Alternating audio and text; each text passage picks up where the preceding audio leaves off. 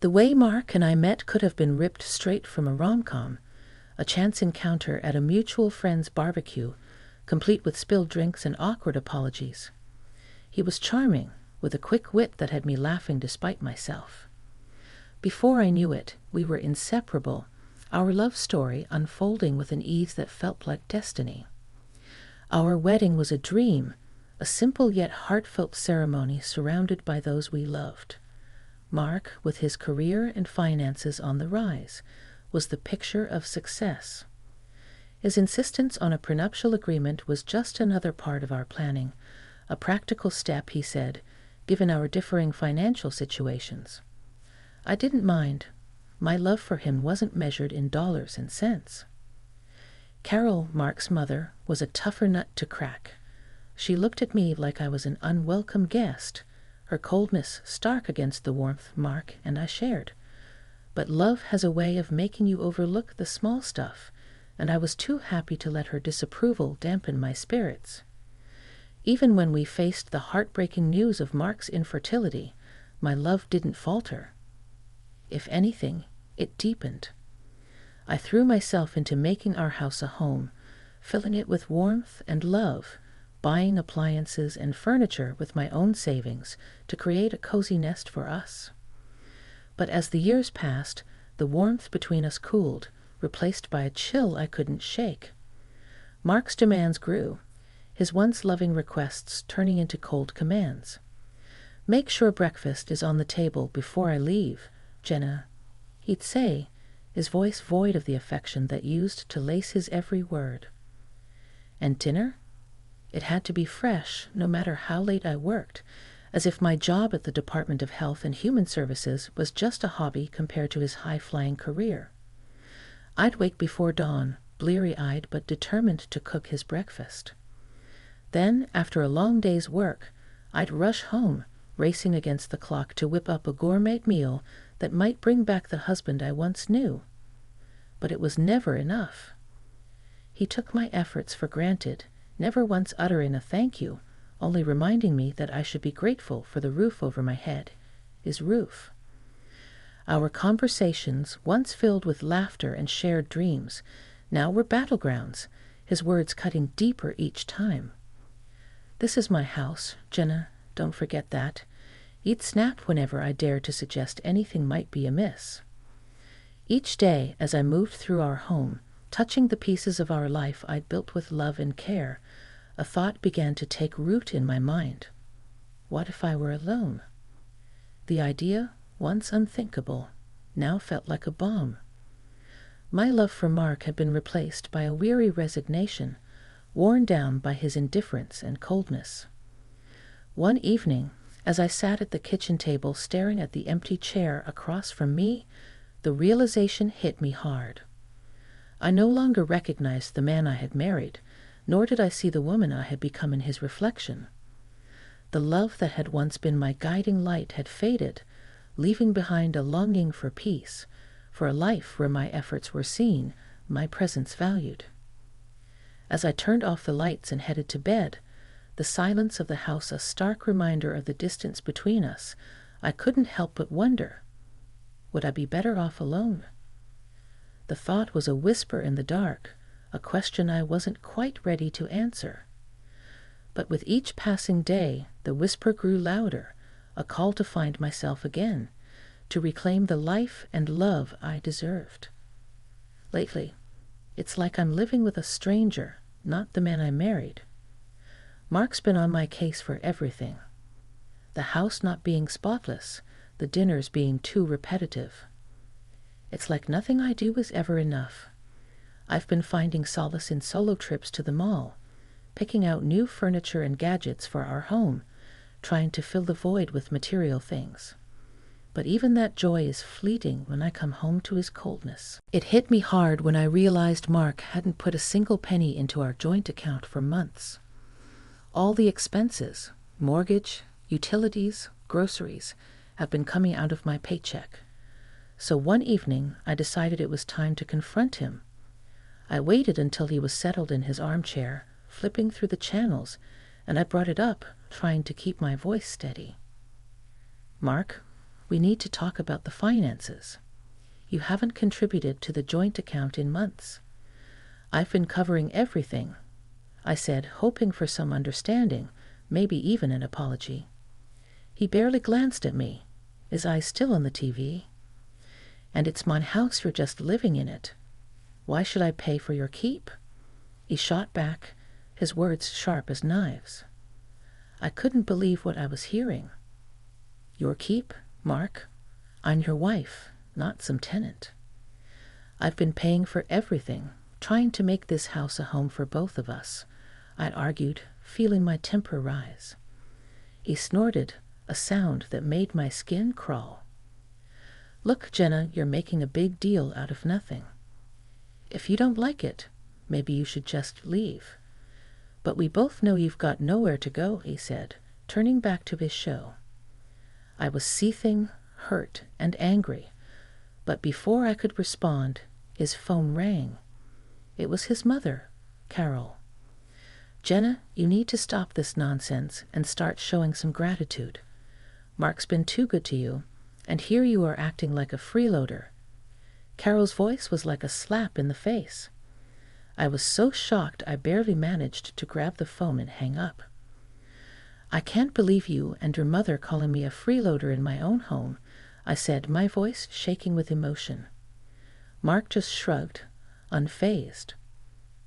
Well, if the shoe fits. That night, I lay in bed staring at the ceiling, feeling more alone than ever. The thought of divorce crept into my mind again, more persistent this time. But where would I go? I had no apartment, no real savings of my own. I felt trapped in a life that no longer felt like mine, married to a man who saw me as nothing more than a burden. The next morning, I woke up to an empty bed and a heavy heart.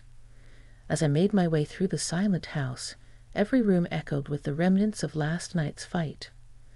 I knew something had to change, but the fear of the unknown, of starting over from scratch, was paralyzing. Sitting at the kitchen table, sipping my coffee alone, I realized I had to make a decision. Do I stay in this loveless marriage, playing the role of the grateful freeloader, or do I take a leap into the unknown, hoping to land on my feet? The answer wasn't clear, but one thing was. I couldn't go on like this. The breaking point had been reached, and it was time to choose my path. That day at work was a marathon, one meeting after another, no end in sight. I glanced at the clock, knowing Mark would be fuming. Just my luck, I muttered under my breath, finally grabbing my phone to give him a heads up. The moment he picked up, I knew I was in for it. This is your problem, Jenna, not mine. You should have been here cooking dinner, not playing around at work. Mark's voice roared through the phone loud enough for the whole office to hear. My cheeks burned as I quickly ended the call, avoiding the curious glances from my colleagues. By the time I got home, it was late, way past our usual dinner time. The house was dark, silent, but the moment I stepped in, Mark was on me like a thunderstorm. Where have you been? A good wife would have had dinner waiting. What are you even good for? His words were like daggers, each one slicing through the last bit of patience I had. I was tired, emotionally drained, Mark. I had to work.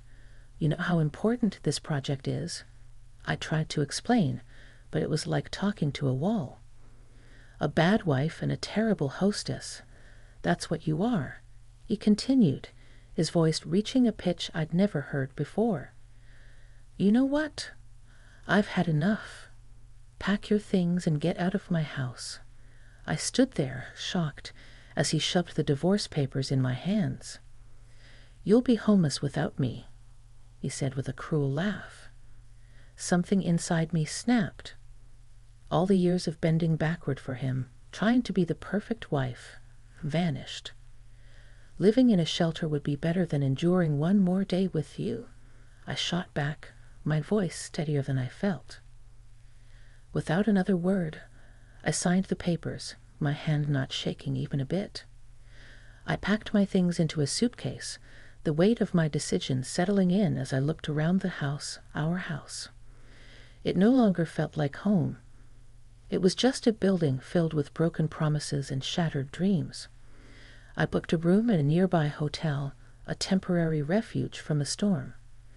Lying in the unfamiliar bed, I realized this was the first night in years I didn't have to worry about what Mark wanted for dinner or if the house was clean to his standards. It was just me, and strangely, it felt like a weight had been lifted. The decision to leave was hard, maybe the hardest I've ever made, but as I drifted off to sleep, a part of me felt excited for what the future might hold.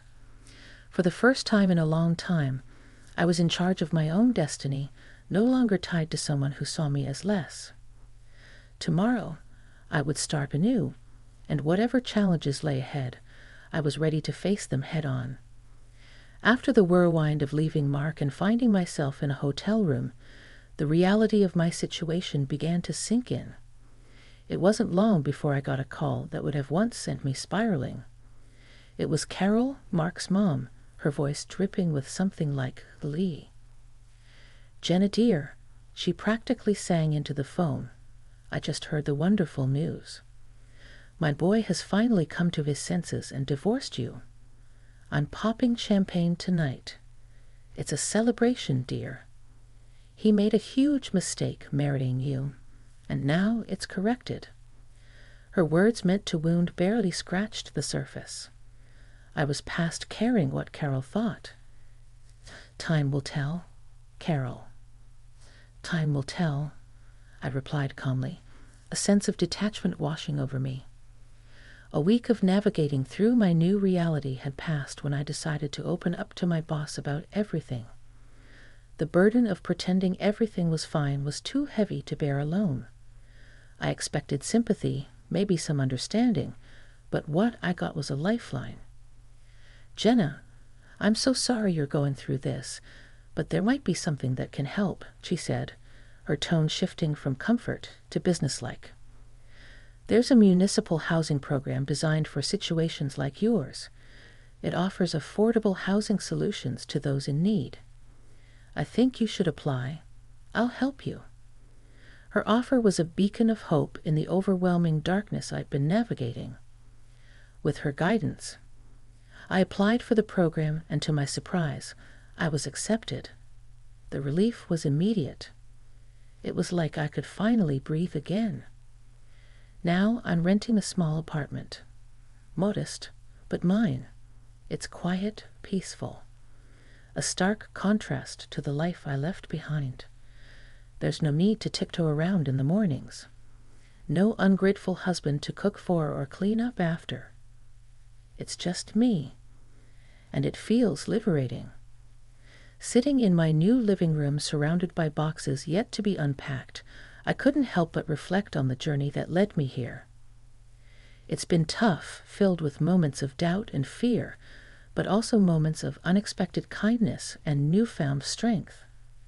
For the first time in a long time, I'm excited about the future. I've got a blank canvas in front of me, and I'm ready to start painting a new life, one where my happiness doesn't depend on anyone else. It's a new beginning, and I'm here for it. Ready to see where this next chapter takes me. It had been a quiet few months since I started over, finding peace in the simple routines of my new life. Then one afternoon, as I was enjoying a rare moment of calm, my phone erupted into a cacophony of rings. The screen flashed a name I hadn't seen in ages. Carol, my ex-mother-in-law. My heart sank. Why now? Bracing myself, I answered. "Hello, Jenna. You need to come back to Mark this instant." Carol's voice screeched through the speaker, so loud I had to pull the phone away from my ear. I sighed. "Carol, why would I ever do that?"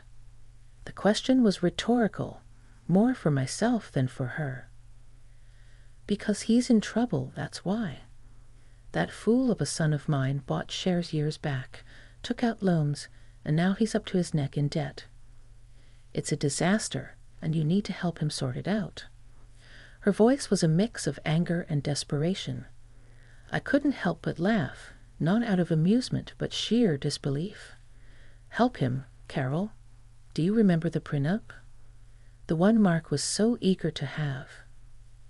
It says clearly that I'm not responsible for his debts. And let's not forget, we're divorced. His financial mess isn't my problem. There was a sharp intake of breath on the other end. Ungrateful girl. After everything we've done for you, you're just going to abandon him. Her tone was accusatory, as if I had committed a grave sin. Everything you've done, Carol. Let's be clear. The only thing you and Mark ever did was make my life miserable. And as for abandoning him, remember, he kicked me out. He made it clear I was no longer welcome in his life or his house, I retorted, my patience wearing thin. You'll regret this, Jenna.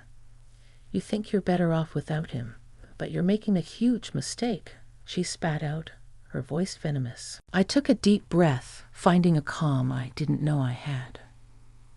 Carol, I've spent too much of my life living in regret and fear because of you and Mark. I'm done. Mark's debts are his own doing. It's time he learns to deal with his own mess. I'm moving on with my life. Goodbye, Carol. With that, I ended the call, a sense of finality washing over me. I had expected to feel shaken, upset, maybe even guilty.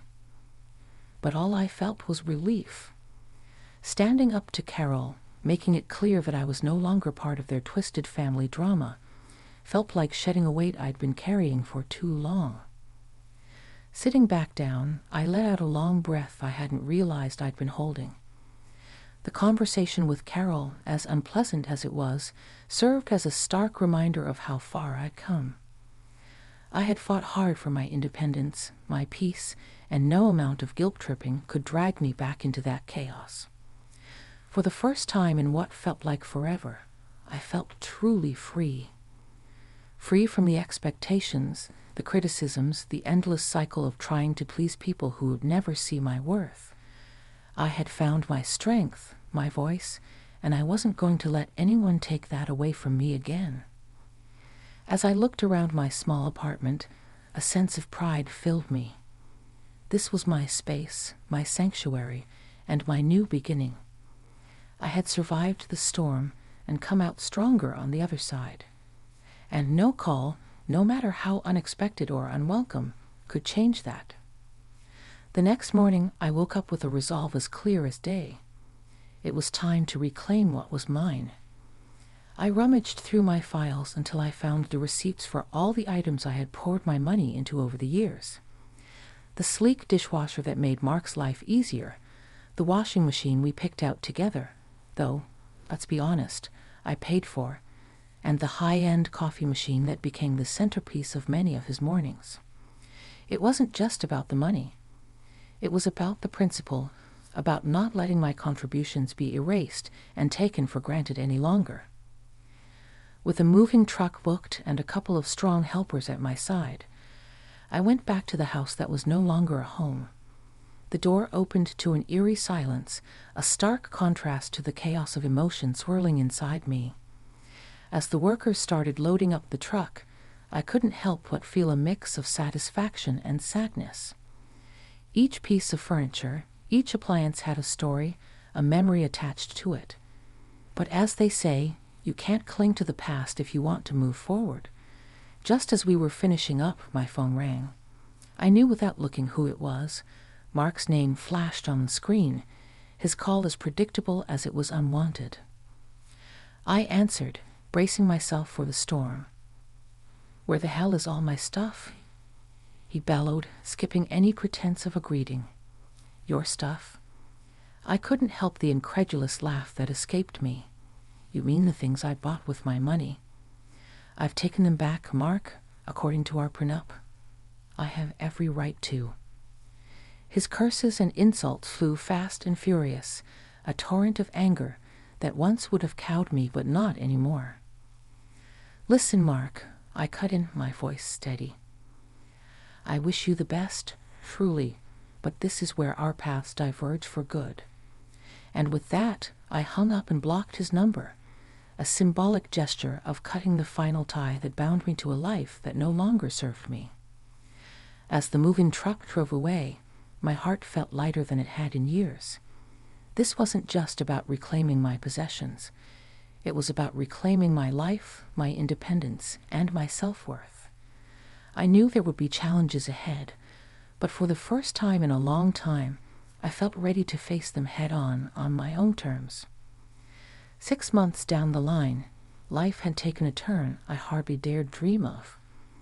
I'd snagged myself a cozy apartment in a neat part of town, all thanks to a social program my boss ticked me off about. The deal was sweet, a manageable down payment with tiny payments stretching out over the years. For the first time, I wasn't just scraping by. I had a bit of wiggle room in my budget, enough to spoil myself without worrying about anyone else's needs or wants. The day I got the keys to my place, I remember stepping through the door, the sense of ownership washing over me. It was a blank canvas, and for the first time in forever, I could paint my life exactly how I wanted. No compromises, no sacrifices, just me. I treated myself to some paints and canvases and tapped into the girl I used to be, the one who found joy in splashing watercolors around, lost in the flow of her own creativity. I even painted a self-portrait, something I'd never have dared do before. Staring at my work, I saw a woman who'd weathered storms and come out stronger, a woman who didn't need anyone else to define her worth. And then there's Max, my little bundle of joy, a scrappy little dog with eyes too big for his face and a heart just as oversized. Adopting him felt like the final piece of my new life clicking into place. We've become a team, exploring the neighborhood, making the apartment our home. One evening as Max and I were curled up on the couch, my phone buzzed.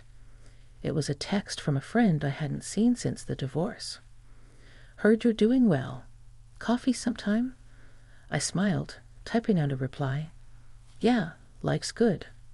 Coffee sounds great, my place actually. I've got some art to show off." Looking around my little apartment, my sanctuary, it's funny how life works out. Once I thought I needed a husband, a big house, and a certain lifestyle to be happy. Now I've got a small apartment, a dog, and my art, and I've never felt more fulfilled. "Max, buddy," I said, scratching behind his ears. "We're doing just fine on our own, aren't we?" He barked in agreement, and I laughed, feeling a surge of gratitude for my independence, for the struggle that brought me here, and for the simple joys that filled my days. Now, this was happiness unfiltered and undiluted, and it was all mine. Life had taken a turn I could have never predicted. Just the other day, while having my morning coffee and scrolling through the news on my phone, I stumbled upon a headline that stopped me cold. My ex, Mark, had been declared bankrupt. His house, the one he was so proud of, the one he kicked me out of, had been sold off to cover his debts. Now he's back living with his mom, Carol. I couldn't help the small, satisfied smile that crept up on my face. Breaking free from him was the best decision I ever made. These days, my mornings are spent wandering to the park with Max, my loyal little sidekick. The fresh air, the peaceful quiet. It's a far cry from the tense, stifling atmosphere of my old life. And it's not just the walks. I found a new passion that's breathed life into my world. Painting. I joined the local amateur artists club on a whim, thinking it'd be a casual hobby. But it quickly grew into something more. I started exhibiting my paintings at local shows, the vibrant colors and bold strokes a reflection of my newfound freedom and joy. At one of these exhibitions, my path crossed with someone unexpected. I was standing beside one of my pieces, a watercolor that I felt particularly proud of, when a man approached. He studied the painting with an intensity that made me curious. "That's quite beautiful," he said, nodding towards the canvas. "Did you paint this?" I couldn't hide my grin. "Yeah, I did. Thank you." We got to talking, and it turned out we had a lot in common. Before I knew it, we were sitting in a nearby cafe, chatting over coffee like old friends. He was easy to talk to, with a warmth and a sense of humor that I'd missed in my interactions for so long. He even bought my painting. "I want to see this first thing every morning," he said. "It's inspiring." That coffee turned into dinner a few days later, and then into walks in the park, Max trotting alongside us. He introduced me to his kids, two bright sparks who welcomed me with open arms and laughter. It felt natural, easy, like a piece of my life that had been missing without me even realizing it. One evening, after the kids had gone to bed and we were sitting on his porch, he turned to me. "You know, I'm really glad I bought that painting," he said, his voice soft in the twilight. I smiled, leaning my head on his shoulder. "Me too." It's funny how things work out. It got me thinking about how far I'd come from feeling trapped and hopeless to standing on the cusp of something beautiful, something new. I was free from the shadows of my past marriage, ready to dive into the future, whatever it might hold. As Max and I continued our morning walks, I found myself reflecting on the journey, the pain, the struggle. It all led me here, to a place of peace and potential. I was ready to embrace whatever came next, open-hearted and free. Life, it seems, has a way of surprising you, of turning the page when you least expect it. And as I walked, the sun breaking through the trees, I couldn't help but feel grateful for every twist, every turn that brought me here, ready for a new chapter. I